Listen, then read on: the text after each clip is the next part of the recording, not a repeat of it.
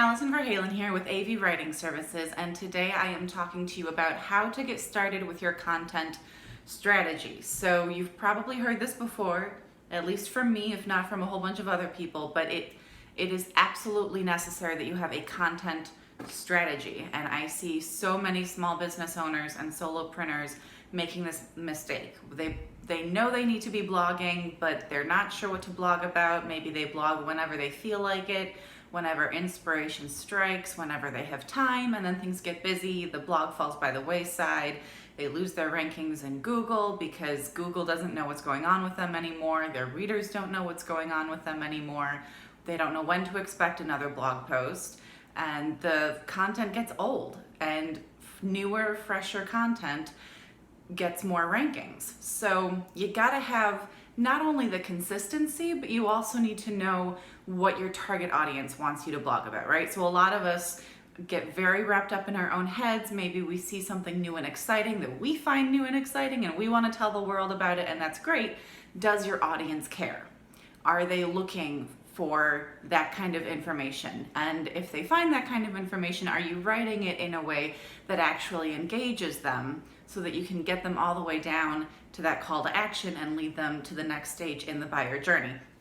So there are a lot of pieces to a content strategy. So a lot of people, even if you know you need a content strategy, maybe you're not quite sure how to go about creating one. So that's what we're talking about here today, how to create your content strategy. You're gonna get started and you're gonna start planning, and then you can implement it and just take it off and run with it, and it's gonna be great. So the very first thing you need to do is define your target audience.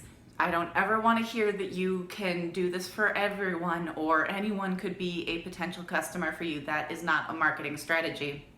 That is throwing spaghetti at the wall and seeing what sticks. And that's not a strategy.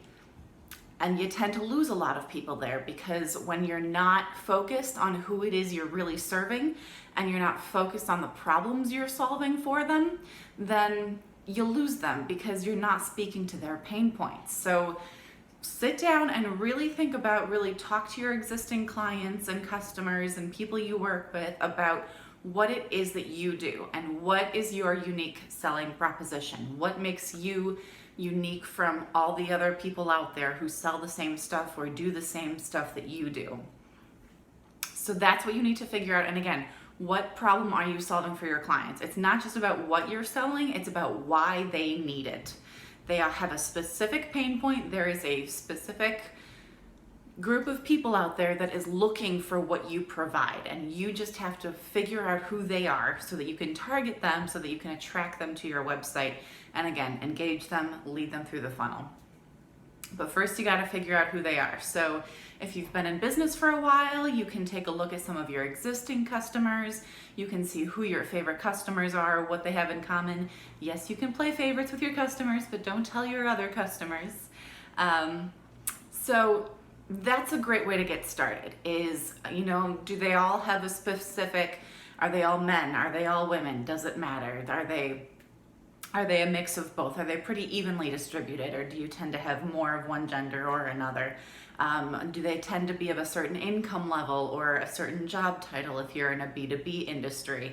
Are they all dog lovers? I've talked before about my own dog, and I do tend to work with people who have pets or have had pets in the past. So, like attracts like. So figure that out and start to put together a picture of your ideal target audience, right? You want at least 2 or 3 marketing personas that you can use to work with. Give them a name, use a picture, either a drawing or a stock photo, or even a picture of an existing customer that you can use so that your target audience has a face, they have a name, they have a family life, they have hobbies and interests, you know what they like to read in their spare time, what kind of television they're watching, all of that. So again, start with your existing customers. You can send out a survey, you can raffle something off so that they have an incentive to fill out the survey, because a lot of people don't fill out surveys unless they give them a reason to. So give them a reason.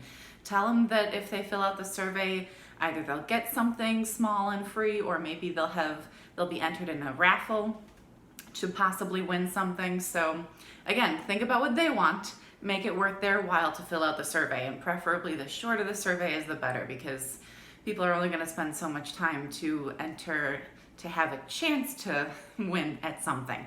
So now that we've got that, if you're new, maybe you're brand new, maybe you only have 1 or 2 customers, maybe you don't have any customers yet, maybe you're thinking about starting your business and you're not sure who your target audience should be, identify your, let's say, top 3 competitors. They should be on social media. First of all, you can look at their website, because they probably have a section where they list clients they've worked with, testimonials. Look at that and see who they're working with, and then check out those people. Check out their websites, check out their social media profiles. You want to know who's following them. You want to know who else they're following. And again, this goes for business. Well, who else in your industry are they following online? Who else in related industries are they following on social media? But again, are they following Netflix? Are they following certain actors or authors or entertainers or musicians on social media? Because you want to get an idea of them as the whole person, not just what it is that you're solving for them. Social media is a great way to do that. And again, if your competitors are on social media, who's following them on social media? And then look at the profiles of their followers and see who else they're following, and what do they tweet about or post about on LinkedIn or Facebook or wherever it is that they're most active. What do their posts tend to look like? Because that's going to tell you a lot about what they really care about. So you got your marketing personas together. Next, you're going to do keyword research, because like I said, a lot of people tend to blog about just whatever they feel like blogging about. They think something's really cool and they just assume that their audience will find it cool. And that may or may not be the case. And even if it is the case, if your audience does find it interesting, if they find your content, how are you going to make sure they find your content if they're not looking for it? So the first thing you need to do is keyword research. You want the keywords that have a relatively high search volume, at least a few hundred searches a month. I would say at least 100 searches a month. There is something to be said for aiming for the lower search volume, as long as it also has a really low competition score. SEO competition. There's also a PPC competition component depending on the keyword research tool that you're using. So I tend to focus on the SEO competition. If you are also using ads, PPC is definitely something to consider, something to look at. Can you afford that particular price for that particular keyword? Maybe, maybe not. That's up to you to decide. But I always look for the really low SEO competition score, because that means that it hasn't really been covered. And if people are searching for it, that means there's a content gap, right? They're looking for answers for something in particular. They're not finding it. So that's a great opportunity for you to step in and A, use those keywords, but B, also use those keywords as a jumping off point for particular blog post topics. So for example, content strategy is a keyword that I use a lot, obviously, throughout my content. So that was something that I used to try and look up topics that people are looking for, questions that people are asking around content strategy, in order to determine, hey, this would be a really great blog post and a really great marketing video. Here we go. And here I am, ta-da! So you want to do keyword research. You want to do it early on when you're creating your content strategy, but you also have to keep doing it. It's never a one and done kind of a thing, because this stuff keeps changing, right? Some keywords are hot, like SEO is a really hot keyword right now, but it also gets used a lot everywhere. So take that into consideration whenever you're looking at your keyword research, right? You want to make sure that you got the search volume, but not a huge competition score. And I'd say at least once a month, look at those keywords again. You're going to want to research new keywords for new blog post topics, but you're also going to want to take a look at your existing keywords that you've already been using and see, are these still good keywords for me to use? Does it still make sense for me to target these keywords in my SEO strategy? So you've got your keywords, you've got your marketing persona, you are creating great content around topics that speak to your audiences. And the next thing you need is, again, I mentioned this at the very beginning, people who do their own content strategy, who do their own blogging, they blog when they feel like it, they blog when they have time, and then again, they get busy, things fall by the wayside. Blogging is usually the first thing to fall by the wayside, especially for small business owners who don't really like blogging, which is a lot of them. So the third and final component of creating your content strategy is that you need a schedule for your content. If you're doing videos like this, you need a schedule for your video. If you're sending out a newsletter, you need a schedule for your newsletter. You need a schedule for your blog posts. How often are you blogging? When are you blogging? Now, how often you're blogging, again, the more you can blog, the better. But if that's not realistic for you, if things get busy and your blogging falls by the wayside and you have a whole bunch of blog posts that just went up, and then you have a whole lot of nothing for weeks, months, years, Google is gonna get confused, your audience is gonna get confused. That is not a strategy. So know what you can handle when things get busy. If you can do a blog post, I'd say at least once a week.